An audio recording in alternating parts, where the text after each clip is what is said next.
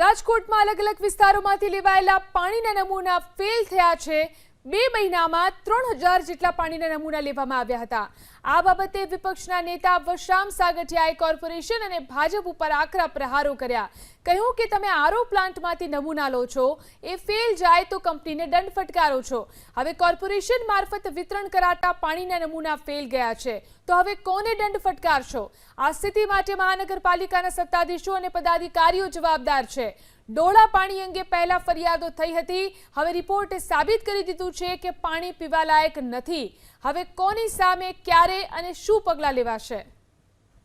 ગંદા પાણીથી લોકોને રોગચાળો વધે છે અને હેરાન પણ થઈ રહ્યા છે। આની રજૂઆત નમૂનાઓ તરીકે અમે આપી હતી અને મારે ખાસ કરીને રાજકોટની જનતા તરીકે એક કહેવું છે કે જો બીજા કોઈના સેમ્પલ ફેલ થતા હોય તો રાજકોટ મહાનગરપાલિકા દંડ ફટકારતી હોય તો આજે રાજકોટ મહાનગરપાલિકાની જે સુવિધાઓ છે, જે લોકોનો હક છે પાણીનો, એ પાણીના નમૂના ફેલ થયા હોય તો હવે રાજકોટ મહાનગરપાલિકાને સરકાર દંડ ફટકારશે ખરા?